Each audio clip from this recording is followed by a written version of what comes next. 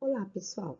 Sou professora Roseli Moura e vou apresentar alguns exercícios propostos na aula de operações com subespaços vetoriais anteriormente trabalhadas, certo?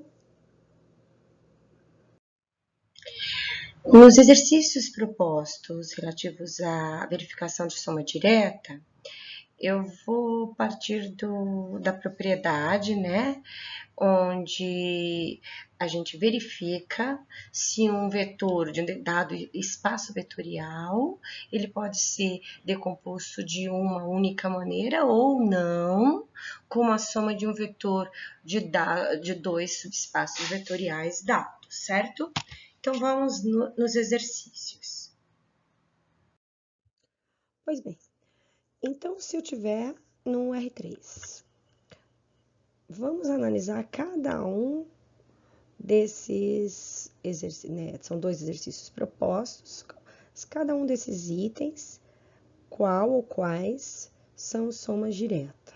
Então, com calma, vamos olhar. Vamos para o primeiro. Então, o primeiro exemplo. No primeiro exemplo, são dadas as leis de formação dos subespaços S1 e S2. Presta atenção, pessoal, que embora esse exercício seja simples, esse subespaço, por exemplo, o S2, ele já tem a lei de formação implícita lá no término, né? Se a gente tivesse que explicitar, qual seria a lei que rege esse subespaço? Z igual a zero.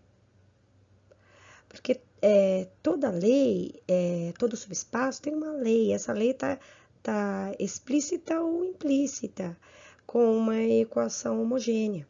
Então, Z igual a zero é uma equação homogênea. Esse caso aqui já não está no próprio terno. Geralmente, a maioria dos subespaços é depois do tal que. Então, o que está escrito aqui como equação homogênea?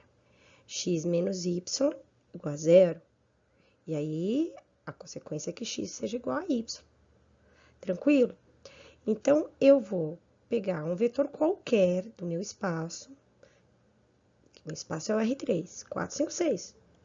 Um vetor qualquer. Se eu conseguir escrevê-lo de uma única forma, mas aí você tem que ter um poder, né, de generalização para encontrar um contra-exemplo, que nesse caso, esse aqui não vai ser uma soma direta, né? Porque é facilmente perceptível, olha, 4, 5, 6. Eu posso pegar o 336, respeita o quê? Condição de S1. Então, esse primeiro vetor pertence ao S1. E um vetor 1, 2, 0. Sim, é um vetor que pertence ao S2. São dois vetores do R3, que respectivamente cada um em relação a S1 e S2. Quando eu somo 3 com 1 dá 4, 3 com 2 dá 5, 6 com 0 dá 6. Eu represento 4, 5, 6 como a soma deles dois. Mas ela é única? Claramente ela não é, né? Eu só pus dois exemplos, né? Pra gente lembrar que o 4 pode ser escrito como 3 mais 1, como 6 menos 2, o 5, 3 mais 2, assim como menos 2 mais 7, ou seja, exceto 6 com 0, né? Que pode ser escrito só de uma única maneira, né? Uma vez que o 0 é a condição do S2. Então, esse 6 vai ser sempre 6 mais 0. Mas exceto essa coordenada Z, as outras duas, eu tenho muitas formas de escrever o 4 e o 5 desse exemplo, tá? Então, na verdade, é assim, eu tenho um vetor que pertence à soma, que nesse caso foi 4, 5, 6, um vetor que pertence ao S1, mais um vetor que pertence a S2, e ele não pode ser escrito de uma única forma como a soma desse vetor S1 com S2, né? Então, esse vetor não pode ser escrito dessa forma, não é soma direta. Se fica difícil perceber dessa forma, faz com processos práticos, que a gente vai também trabalhar já já. O procedimento prático, sem ser com a propriedade. Essa é uma possibilidade de resolução.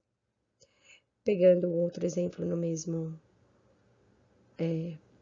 na mesma linha, ó, observa, peguei agora um subespaço onde o x seja igual a zero, ó, como casa com esse.